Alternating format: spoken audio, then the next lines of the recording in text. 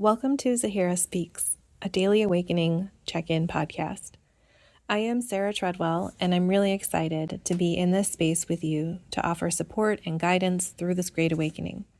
I am an awakening coach and spiritual guide, a psychic medium and channeler. I've been channeling Zahera since 2021. She is a non-physical being who is here to offer us support through this great awakening. I'm really excited to be able to hold this space each day for us to receive a message from Zahera to support us during this great awakening. Thank you for being here with me. I'm sending you so much love.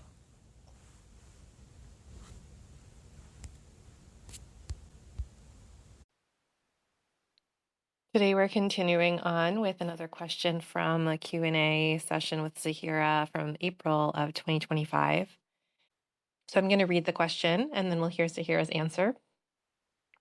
The person said, I'm creating a meditation to support people who are reconnecting with their bodies and inner knowing after being in a very religious environment. What is the most supportive way to help someone access and trust their intuition? Let's hear what Zahera said. This is a lovely question.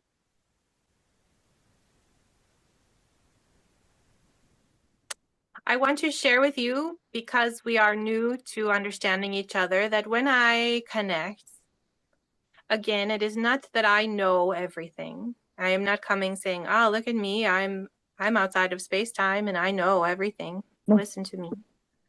I am coming and I am connecting with you from a state of exploration. It is because I do not have a knowing that allows me to see with clarity and offer perspective that is different, because I am not connected with the programming that you are experiencing, yes?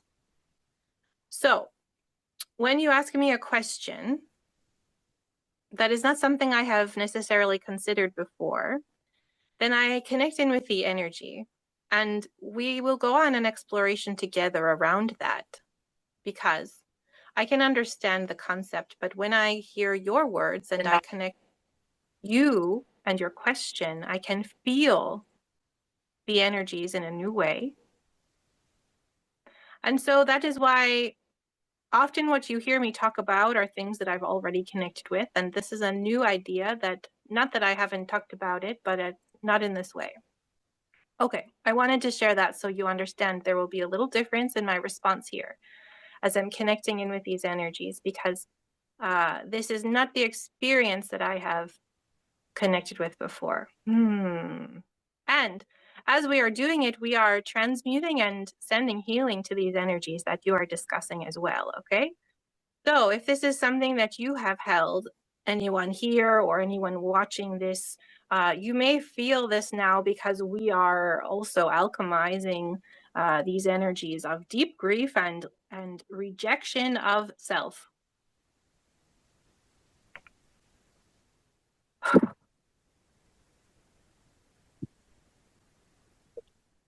When you say, how would we connect with our intuition after going through this experience?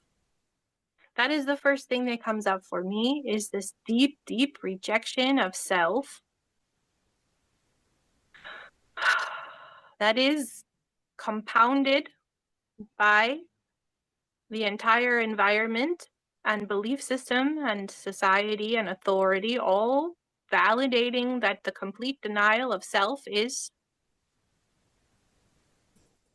I will say, what's coming through is where the reward is. What a reward! What a prize you would have if you completely rejected all aspects of self.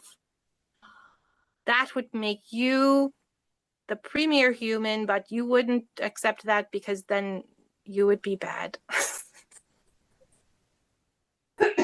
I don't mean to laugh. It is very silly, though, when you think of the energy to completely abandon yourself for this idea, and then also don't accept that you did it right, because that would be wrong.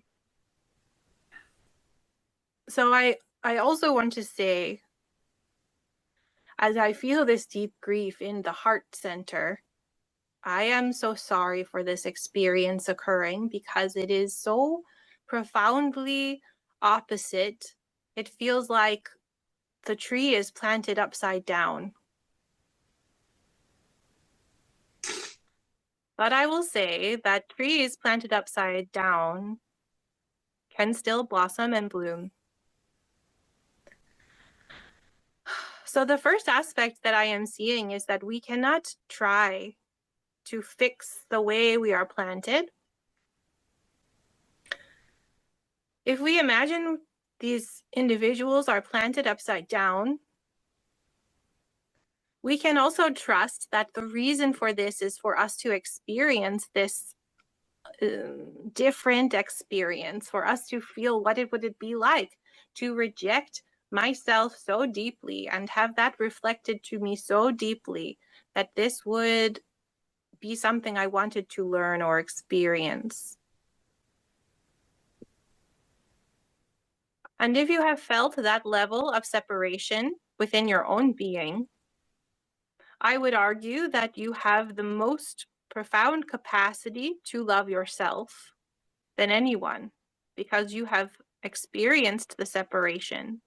And you have not only experienced it, but you have witnessed a society or a community that has been reflecting this as a whole.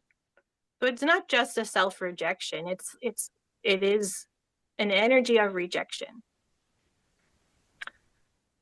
This feels like I'm saying a lot, perhaps not connected with your question, but it is all important because we cannot reject the way we are planted and also plan to connect with our intuition.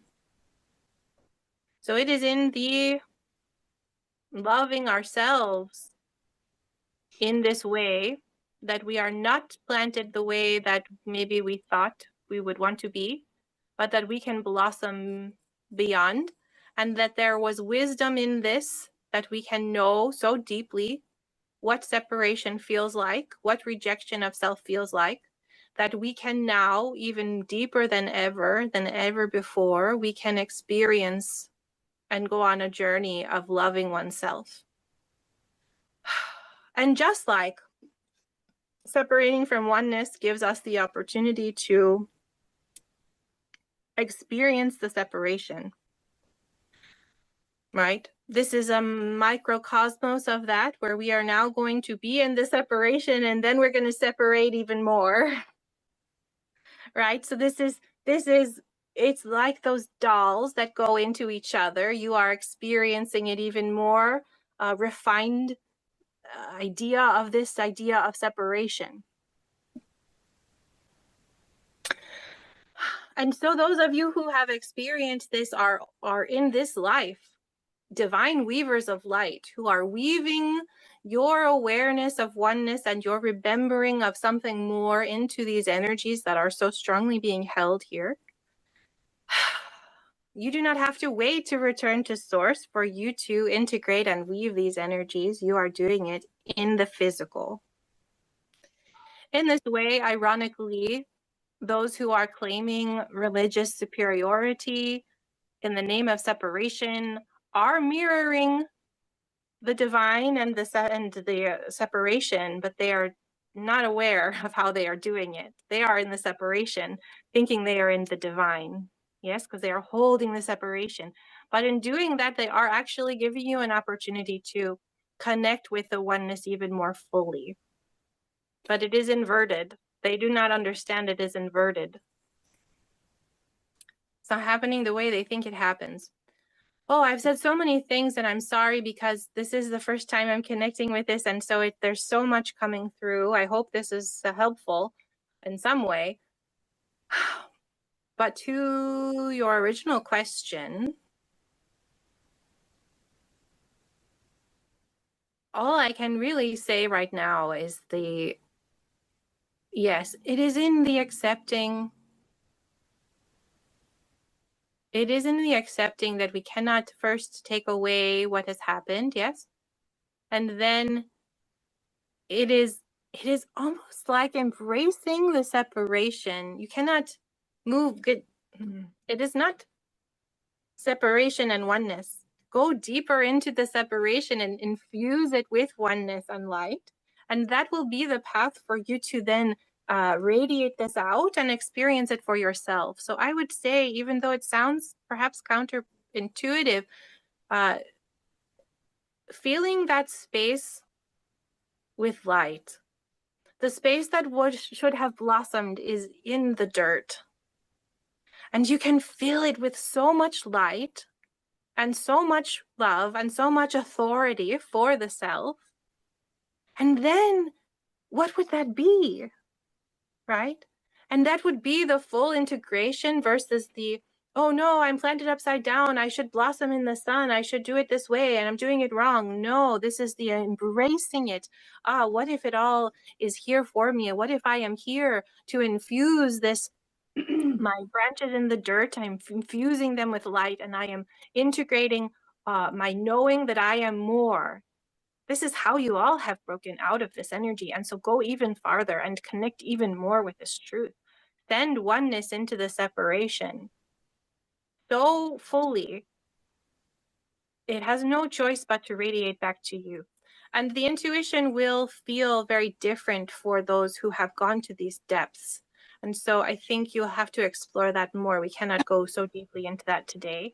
But it is good to acknowledge the intuition will feel slightly different than for someone who has not experienced this. And so perhaps just even articulating that can help people to know that's okay, that's normal. Because someone who has not experienced the depths of that separation will have a different experience. Yes. All of us who were on this call originally were quite surprised by Zahera's answer. And I'd love to hear your thoughts. It was a really different response than, I don't know what we were expecting, but then we were expecting, and shifted some things within each of us. It is something that we often refer to this day. So I'm so excited to share this with you. And I hope you found it supportive. Thank you so much for being here with me today.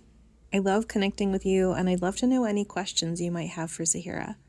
You can send me your questions to zaheraspeaks@gmail.com. If you want to connect more, make sure to follow me on TikTok, YouTube, and Substack. And if you're looking for community, join me in the Great Awakening Collective, a private community for those on their awakening journey to connect, grow, and learn together. Check out the specific links in the description of this episode. I'm sending you so much love. Until tomorrow.